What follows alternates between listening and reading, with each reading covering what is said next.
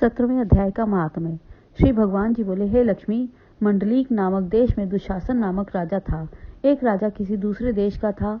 उन्होंने आपस में शर्त बांधी, हाथी लड़ाए और कहा, जिसका हाथी जीते वह यह अमुक धन लेवे।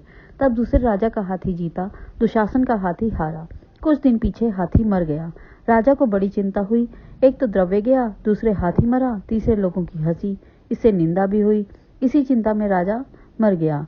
यमदूत उसे पकड़कर धर्मराज के पास ले गए। धर्मराज ने हुक्म दिया, यह हाथी के मुंह से मरा है, इसको हाथी की योनि दो। हे लक्ष्मी, राजा दुशासन संगल द्वीप में जाकर हाथी हुआ और वहां के राजा के बहुत से हाथी थे, वह भी उनमें आया। उसे पिछले जन्म की खबर थी। मन में बारंबार यही पश्चाताप करे कि मैं पिछले जन्म में राजा था, अब हाथी हुआ हूँ। बहुत रुदन करे, खाए पिए कुछ नहीं। इतने में एक साधु आया। उसने राजा को एक श्लोक सुनाया।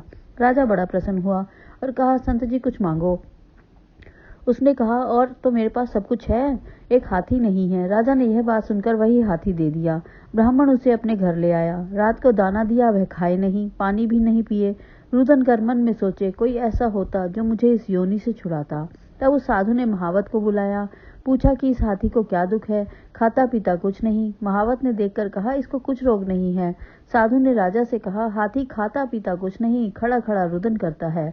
यह सुनकर राजा आप देखने को आया। राजा ने अच्छे अच्छे वैद्य बुलवाए और महावत सधवाए। सबको हाथी दिखाया। उन्होंने देखकर कहा, राजा जी, इसको कोई मानसिक दुख है, देह का दुख नहीं है। तब राजा ने कहा, हाथी तू ही बोल, तुझे क्या दुख है। परमेश्वर की शक्ति से मनुष्य की भाषा में हाथी ने कहा, हे राजन, तू बड़ा धर्मज्ञ है। यह ब्राह्मण भी बड़ा बुद्धिमान है। इसके घर का अन्न वह खाए जो बड़ा धर्मात्मा हो, मैं क्या खाऊं। तब साधु ने कहा, हे राजा, अपना हाथी फेर लो। राजा ने कहा, दान दिया, मैं नहीं फेरता। यह हाथी मरे चाहे जिए। तब हाथी ने कहा, संत जी आप दुखी मत हो। घर में कोई गीता की पोथी हो तो मुझे 17वें अध्याय का पाठ सुनाओ। तब उस साधु ने ऐसा ही किया।